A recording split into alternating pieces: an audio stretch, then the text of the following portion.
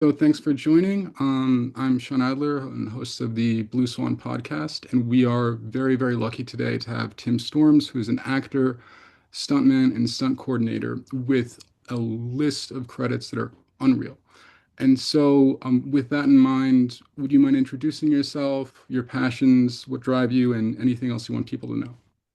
Hi, Tim Storms. I'm originally from Minnesota. I grew up doing, I've always been in action. I started doing gymnastics when I was 4 years old.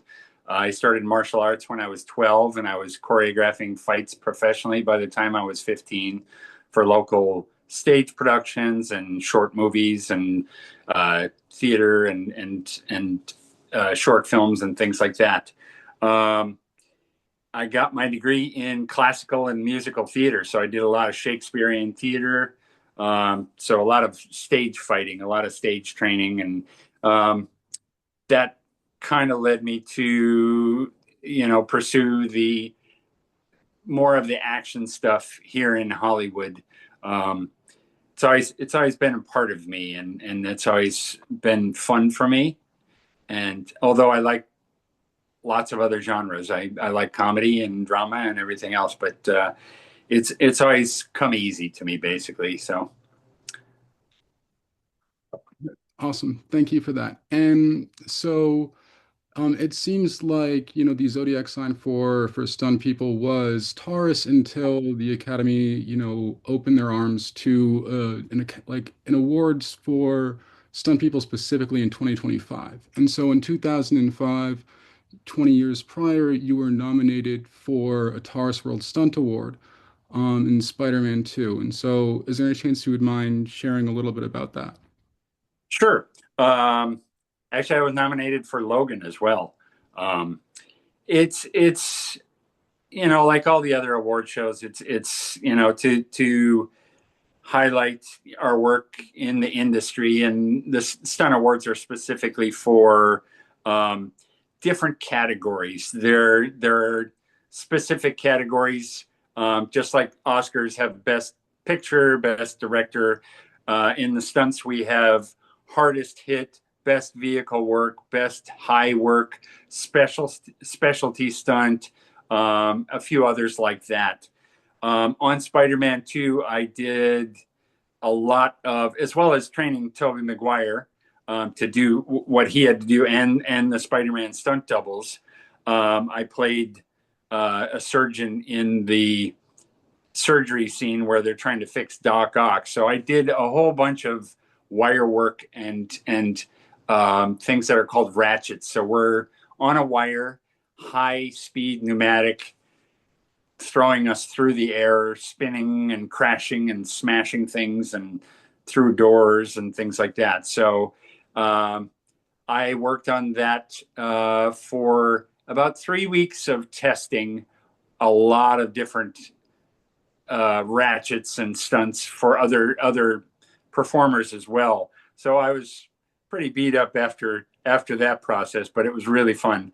And then we got into filming, and I got to shoot opposite Alfred Molina, who played Doc Ock, and that was just a dream come true to be doing stunts and acting opposite him. And I actually made it to the end of that scene. Sam Raimi, brilliant as he is, he did an homage to his zombie, Night of the Living Dead and stuff like that. So we have a chainsaw in the operating room, and I am the saw doctor. So I grab that to defend myself, and I try to fight against the tentacles, but I'm to no avail. I'm wiped out at the end, and the scene ends with me getting destroyed. So It was well put together, and you could see the emotion on all of the actors. And so it was pretty intense. Um, yeah, speaking of Spider-Man, you did the stunt training for Tobey Maguire, right? yes, Okay. And you have a unique mix of both martial arts and gymnastics, and so that translates really well to characters like Spider-Man. yes. Is there any chance you'd be happy to talk about some of the training methodology and what you went through?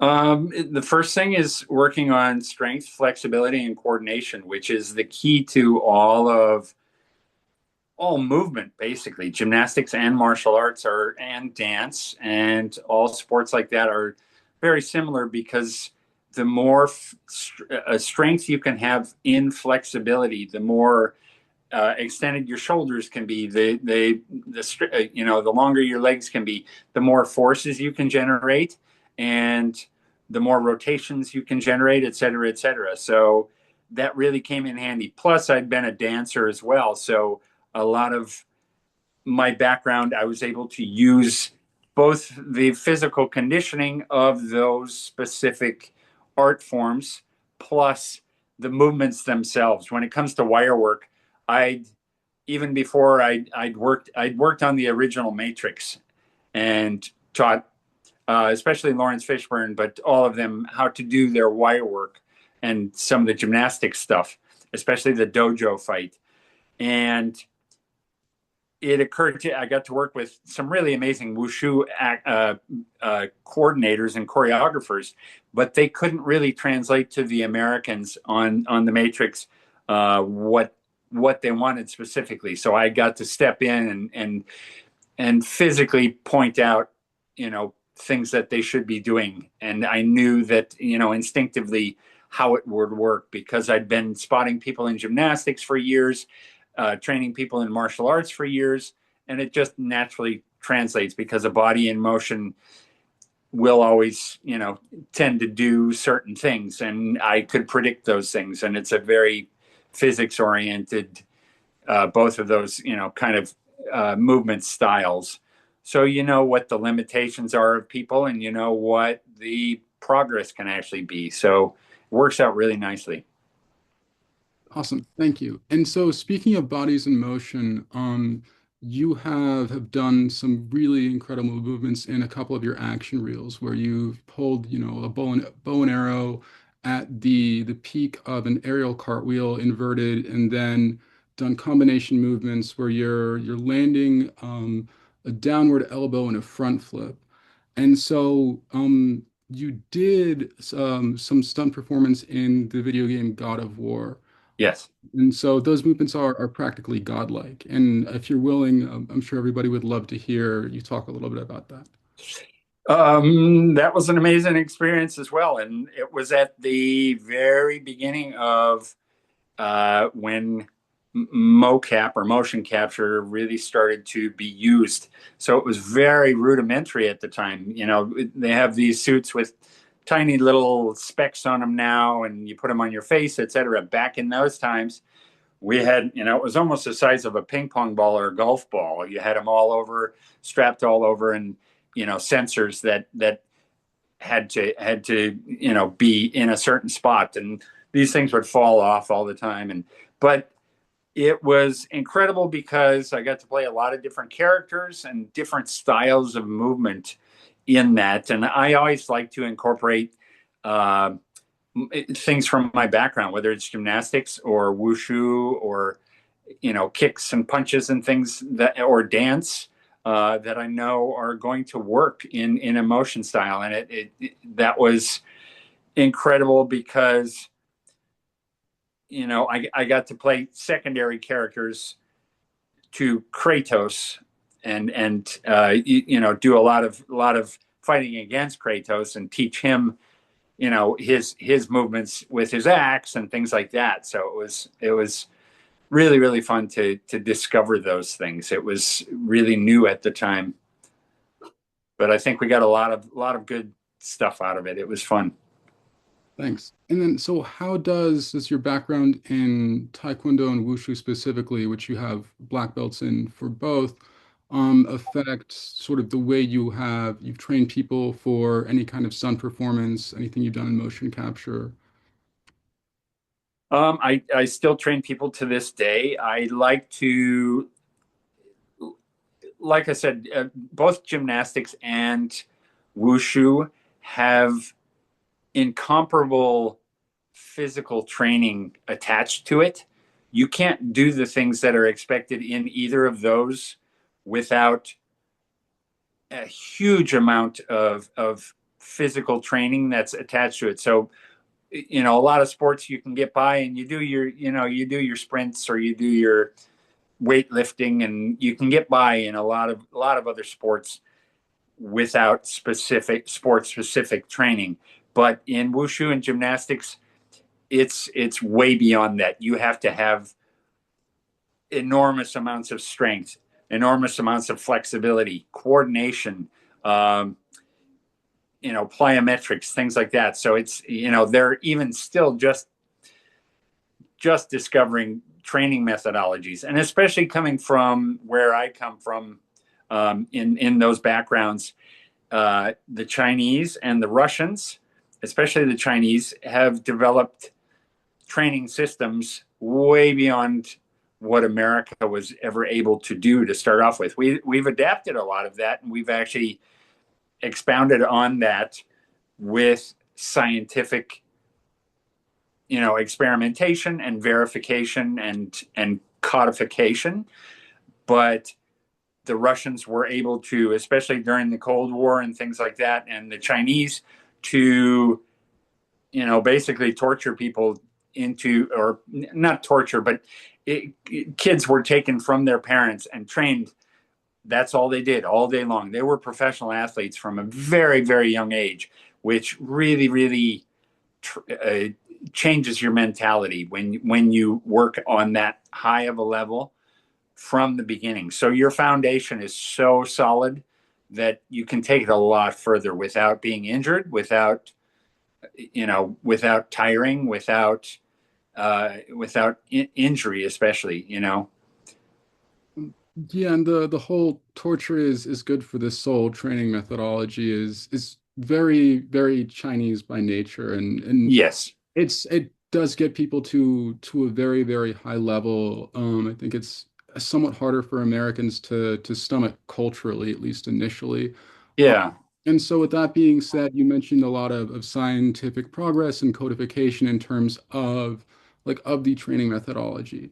And so with everything that's sort of going on in terms of AI avatars and aspects of actors being duplicated, like Matthew McConaughey's voice being licensed, what do you see happening to some of the stunt work in terms of generative AI and everything that's happening today? It's a kind of a scary thing, seeing it on the front lines.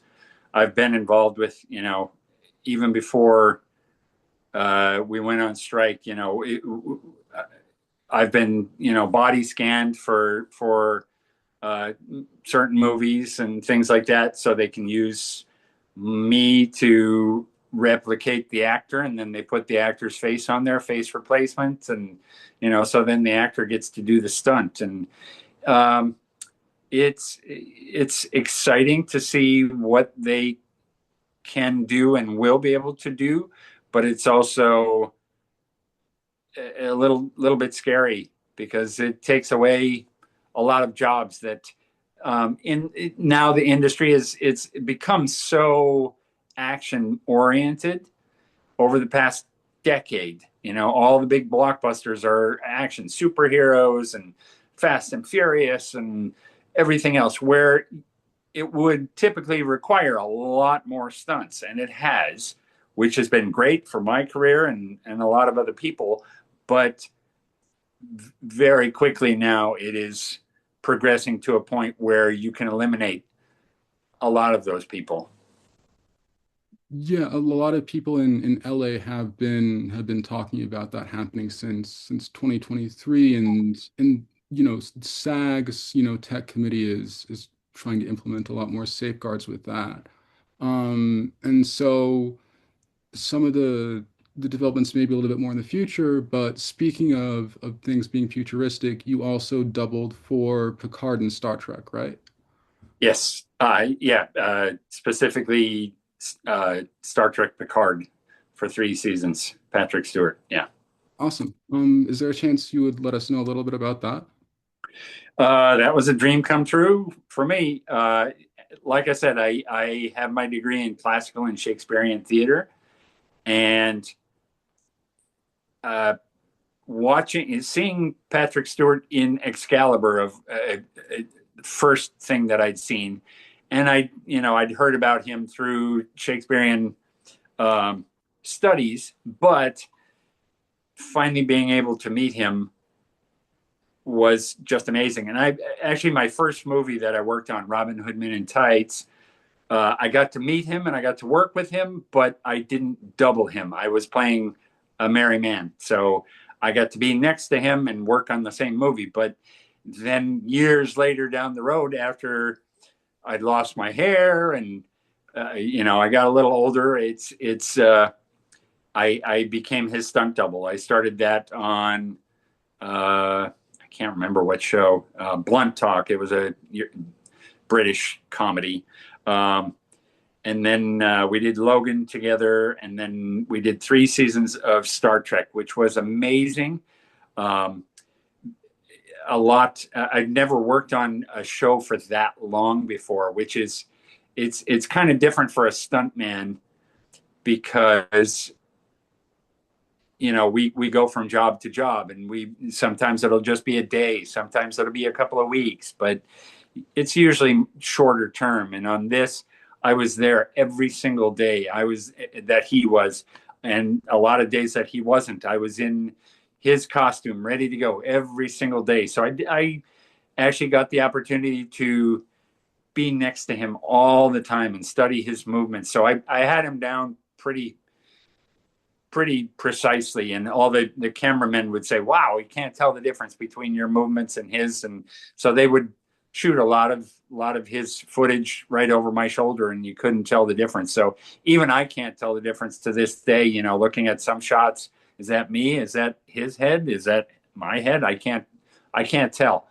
But it was just so thrilling to work with an actor of that caliber and to embody the same character that he was embodying. So that was amazing for me. And a lot of times, they would have me do, for different shots or wide shots, I would be doing his entire dialogue with his co-stars, just to fill in the blanks. And he of course would be the voice behind everything. But I was there a lot. I got to be Picard quite often, which was nice. Awesome. And it takes a lot of practice to be able to get to that point specifically where you can, mimic actors and to that degree. And so how did the experience of playing Picard and then playing Professor X and Logan differ a little bit?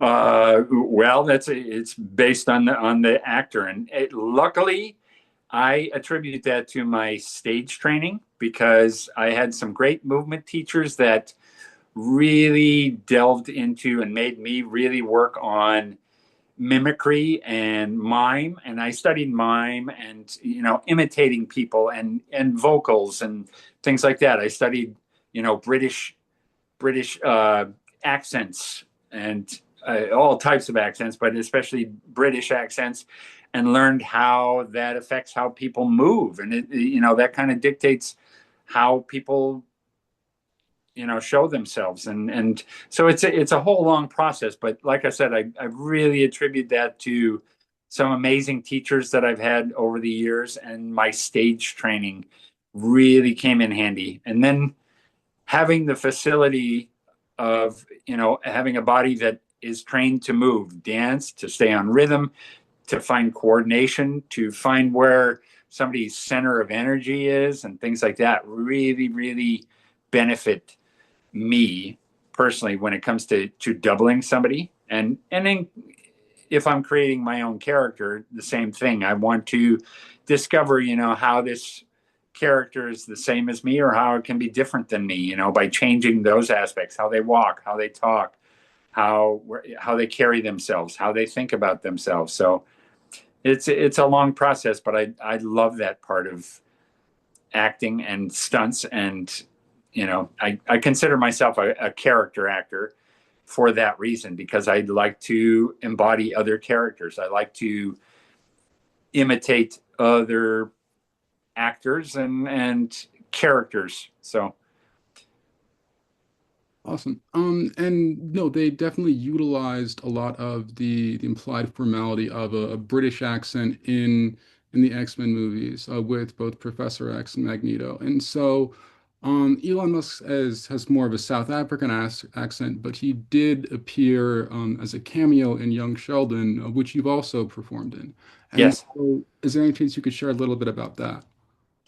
Young Sheldon was I got to do a few episodes of that. We did one really crazy episode where um there's it's a Halloween special.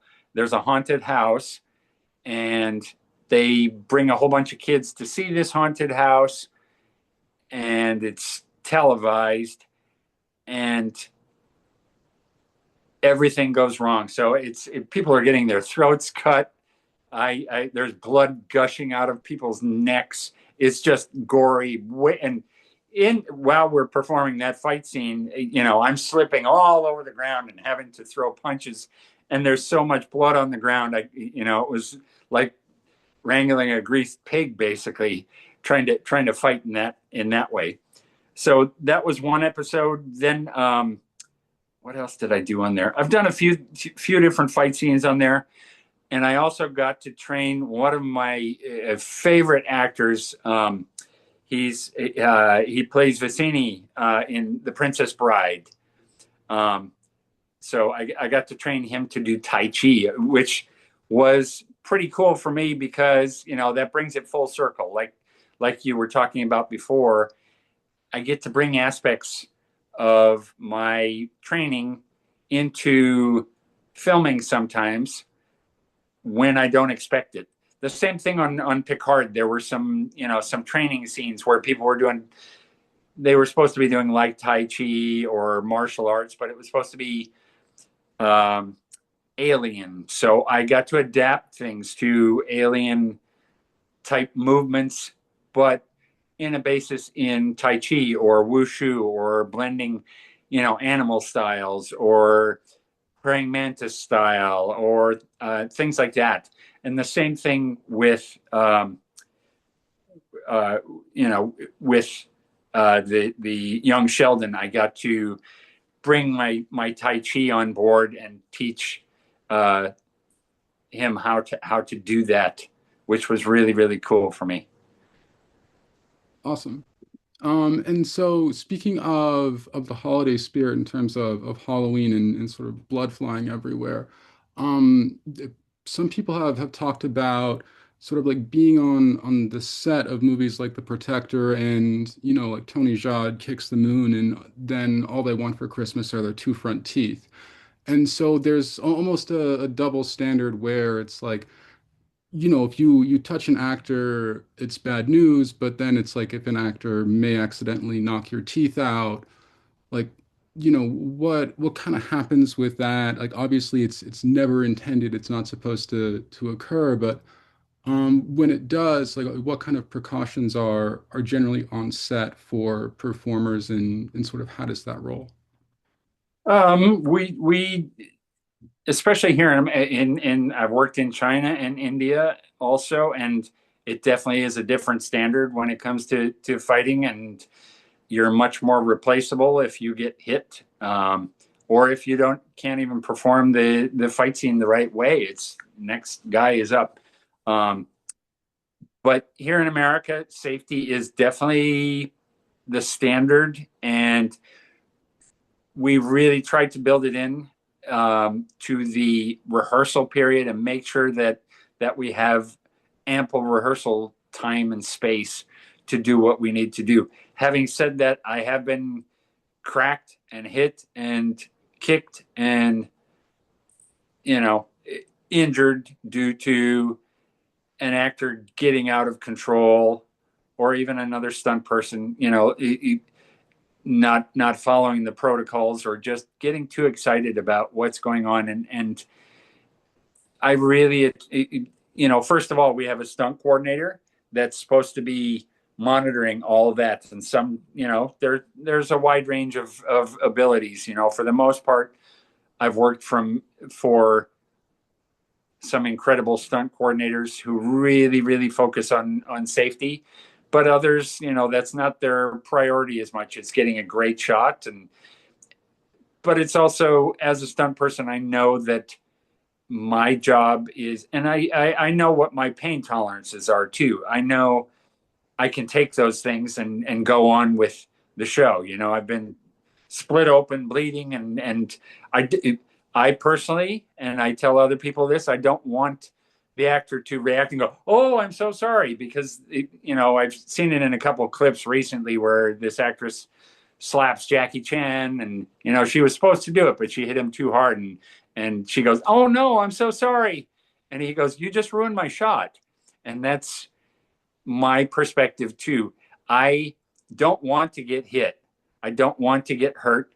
And I do everything that I can to protect myself. But if it happens, I want the crew to continue on with their job and get it on film so we have the shot.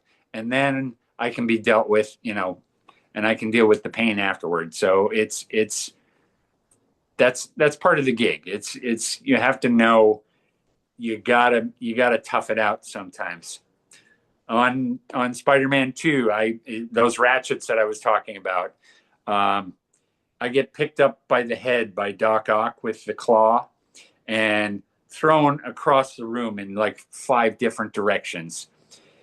And we'd never done this type of stunt before, where normally with a ratchet, you stand on the ground, you brace yourself, you know what's coming, and you go with the flow when it happens. But the way we did this one, and was a first on film, they picked me up on another line first. So I was suspended. So I had nothing to brace against. I was swinging free in the wind. And then they fired the ratchet, which was over my shoulder, and I twisted and I went flying. And I was actually able to do that in the rehearsals. We rehearsed this, like I said, for 3 weeks. We did it again and again and again, and I got it because my gymnastics training allowed me to know how I wanted to go with that. But on the day of filming, at the last minute, we had 15 minutes to go beforehand. The camera guy said, "Oh, we lit this back part over here, so we want you to fly the other direction."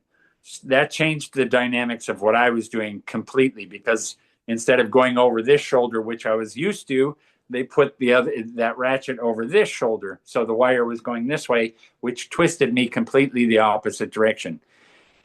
In the process of that, so we get up there and I'm acting and I'm struggling. In the process of that, they fired it. I went flying and I smashed, and they said, "Okay, good." And we always go again. It's never going to be perfect the same time. We have, the first time we're going to change it a little bit.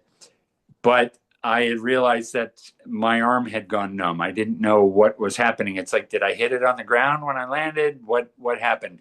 And then I looked at the playback on a video monitor, and you can see that in slow motion, my arm was completely ripped out of the socket and dislocated, and then it popped back in. And it just killed the nerve right there. And I went, "Oh, I need about 5 minutes." So they gave me 5 minutes graciously. It was really nice. And then they said, "Okay, let's do it again." Same thing. 8 times in a row, I went through that, and 8 times in a row, my arm dislocated, and I pulled it back in because they wanted my arm way out here and stretched out. And so I got to suffer through that, quite a few times. Um, so, that's it. Sometimes it just takes sucking it up and, powering through. And luckily, like, in Chinese martial arts, they say you have to learn how to eat bitter. And that's that philosophy of suffering that we're talking about. I went through that with gymnastics and martial arts. I have a really high pain tolerance. Sometimes it's a little too high for my own good, but I can deal with a lot of pain when it comes to getting hit and falling and things like that. So that's I got way off track on that. Sorry, but where was I with? I can't remember. Can you recall what we were talking about? Um, Oh, getting injured. Yeah, you had brought up, if I get hit by an actor or whatever. I try to be as gracious as possible and, make sure that they know exactly what they did wrong, but it wasn't their fault because extenuating circumstances always come into play. It's always much more exciting on set. There are always there's a light in your face. There are 20 people standing around you. The floor is more slippery than you thought. You have different wardrobe on. So there's always extenuating circumstances. And you have to, if an actor hasn't been training for a long time, a lot of times they're not going to take all those factors into account because they just don't know what they don't know yet. So usually their excitement and energy adds to the fight scene, but it can get out of control. And a lot of times that's my job, is to make sure that it stays safe and that I'm still acting like I'm getting hurt when I'm not actually getting hurt. Yeah, Long story longer.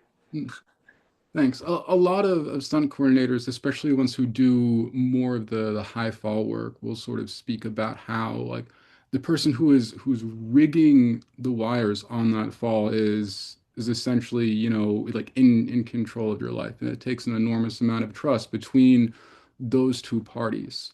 Yeah. Mm. And on that note, they've also said that's like the second that Spider-Man puts on a suit, it's CGI. And so in terms of the tentacles whipping around the room, the people were rigged to a wire, but was that an actual apparatus? Was that CGI?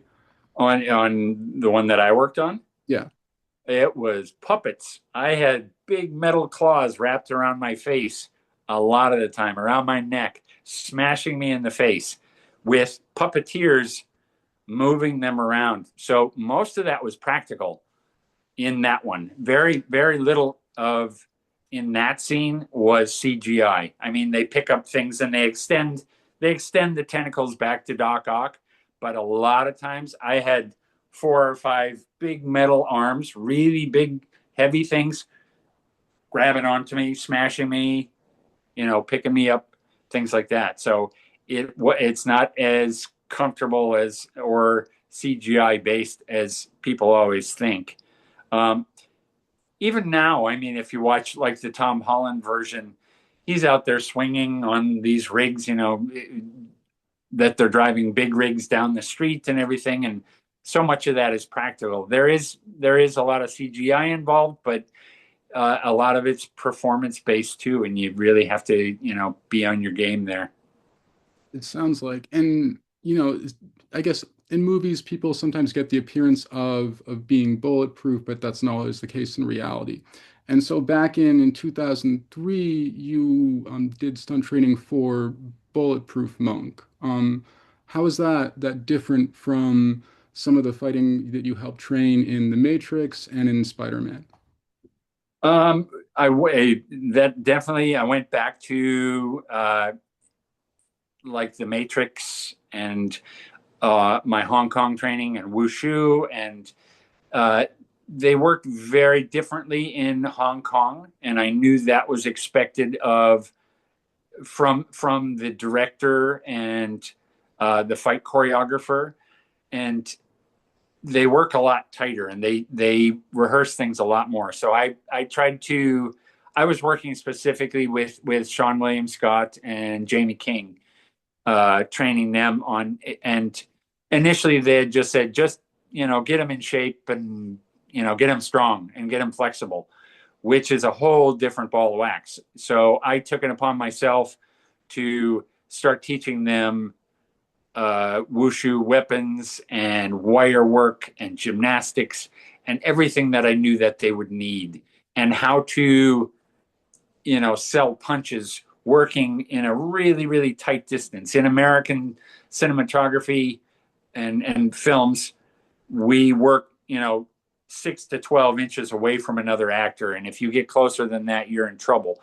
In Hong Kong choreography, you'll see, punches swinging 2 to 3 inches even closer to somebody's face or body. And they work a lot tighter because they work on that constantly. So we worked every single day for, months just working through all those aspects of movie fighting, of different types of styles of martial arts, of wire work, of gymnastics. So I wanted to give them a very thorough knowledge. And I think it worked. It shows because they did so much of their own movement in the movie, and it worked great. So, mission accomplished on my part at least.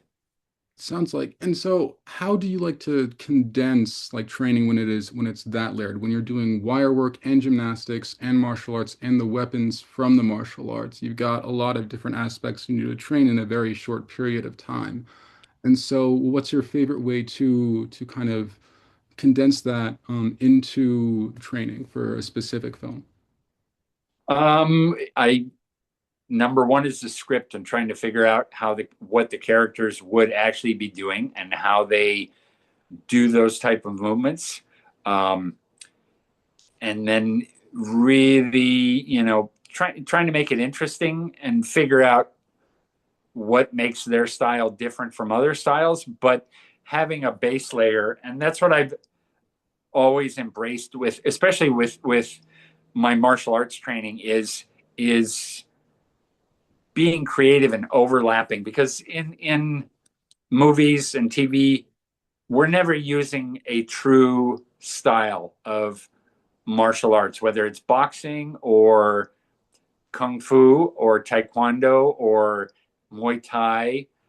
We're always doing blending those styles together to make it look interesting.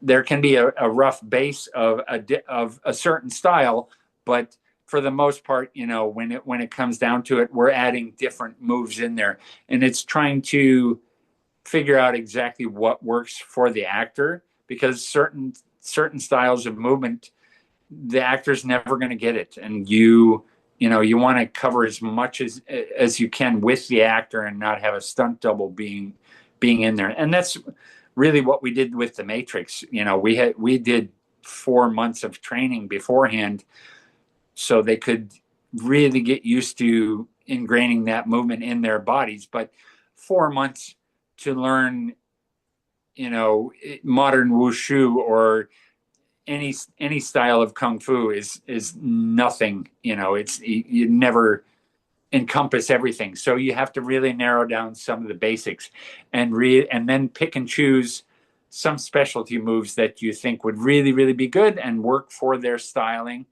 and work for the movie, and also be cinematic, because there are some things that work really really well, like boxing per se is not cinematic. It's very effective. Jiu-jitsu is the same way. It's very effective, but you have to adapt things to make it look bigger and broader on screen. So, it's pulling things together, and it's altering that, and really pointing certain aspects of the movement out, when in all reality, when you're really fighting against somebody, you don't want to point those aspects out. You want those to be hidden, and you don't want them to know what you're going to be doing. But for an audience, we need to point it out and show them, this is what I'm going to be doing. I'm going to be punching you in the face here. I'll be blocking, clicking, kicking, whatever. So it's picking and choosing. Thanks. And that's a lot to swallow, and it's easy to kind of get whipped back and forth. And so in terms of the throws, so you can see it with the jujitsu, people will intentionally they'll flip over or they'll twist to the side in the air, like with the movement to overemphasize it for the screen so it's bigger. And Right. so and also, yeah, you mentioned that it's like the character defines the movement. And so, John Wick does gun fu, BJJ, and judo, but Captain America will flip over in the air and do a scissors kick. And they're very different characters. And Yes. so, speaking of the, judo gun fu type, would you mind talking about your work in The Accountant 2 briefly? Sure. That was another thrilling film. I got to double J.K. Simmons. Um, there was it's not that he's trained in gun fu or anything like that, but he's desperate. And I got to work with some great choreographers, and the action choreographer Fernando Chen is actually an old uh, student and friend of mine, that training partner that we had a team together years and years ago. So he knew my skills, and um, it was neat to get back to that style with somebody that was familiar. And J.K. Simmons actually is really, really a good study when it comes to figuring out movement and the acting beats. When it comes to fights like that, the acting is how the character reacts is so much more important than any of the moves that you come up with. And so we did a really great pre-visualization. So we put together this whole big bathroom scene with cardboard boxes, and we worked through things and we figured out, and it's just step by step. The choreographer has an idea in their mind how they want it to go, but as you get together as a group, as the stunt team is working together, it's you hope that you're open to the ideas of, hey, wouldn't this work for this, and this feels more comfortable for me to do this instead of taking the gun here this way. Maybe I just redirect it, and or things like that. And it's a lot of discovery. It's a lot like acting too. You work together with your fellow actors or your stunt people, and you figure out what works for everybody and what's the most dynamic. So it's JK really stepped up, and it's he was in that bathroom fighting as hard as I was a lot of the time. So it was I took the big slams for him, and but he was there. We worked for several nights putting that together, and filming it, and uh, he was just a trooper. And I doubled him before on a few things. So we had a good relationship working together. He knew that I could handle whatever action he didn't want to do, and he's a egoless actor when it comes to stepping in and saying, I don't want to do that part. I want you to do that, Tim. Take that over for me and do this fall or do this, this movement, whatever it is. And some actors aren't that way. I've been lucky to have a lot of good actors that, once they realize that they don't want to do all the stunts, or the hits, or even all the movement, then it makes both of our jobs a lot easier. It takes the burden off because then they can really focus on the acting part of it. Yeah. And so in terms of really honing in and working with other people, what was your favorite part over the course of all the credits you've had over the number of decades you've been doing this? Oh, that's a really tough one. Like I said, some of the projects I've worked on have been, The Matrix and Spider-Man 2 and Picard. They've been, and Logan, they've been seminal characters in my life that, I grew up wanting to be, Captain Picard, and, I wanted to be Professor X and things like that. And now I've got to do it. I would say a lot of times those bigger movies um, aren't as fulfilling, even though they're fun and it's amazing. Some of the smaller things where I'm playing the character, where I'm not doubling somebody. I mean, I got into this because I'm an actor too. I love playing different characters. So some smaller indie films have really resonated with me and made, I've been able to really latch onto a character and I did like last summer. I did a film out in Ohio, of all places. It's called Down to the Felt, and I came in as the stunt coordinator, and I choreographed some of the fights. But then they said to me, "We want you to play this character." So I play a gym owner, and I have a fight with this guy, and I was like, "Okay, great," and that was really cool for me to actually play a character in an indie film like that, where I have a little bit more clout to actually say, hey, why don't we try this? And I think you know it those smaller ones are interesting to me, and the ones that have that are well written, and that have not that those big movies aren't well written. I thought The Accountant 2 was fantastic, had a great script. Sometimes they get a little too commercialized, though, and it's Spider-Man 2, definitely. We had five different units going on at one time, and it's you get lost in the shuffle sometimes. So it's nice to focus on smaller things. I just shot my own little short 2 weeks ago with my own crew, and it turned out really, really well. And it's almost edited, and uh, I got to play a really fun character because I wrote it, and that was exciting for me. I like playing different characters, so I guess my answer for that is every one of them, and the next one coming up. So I'm really excited to do my next show, and I have a that's why I'm growing out this period mustache. I'm doing a horror TV show, which I've been on a couple of times, but this is going to be a new character and get to have fun on that. So Awesome. that'll be in a couple of weeks that I film that. So I'm sure everybody's looking forward to it. And you hear it a lot from people who truly love their art. Like they may have had more fun on the set of something like, Robin Hood Men in Tights than they did on X-Men, in spite of X-Men being like much, much larger, more commercialized production. yeah, So thank you for touching on that. of And course.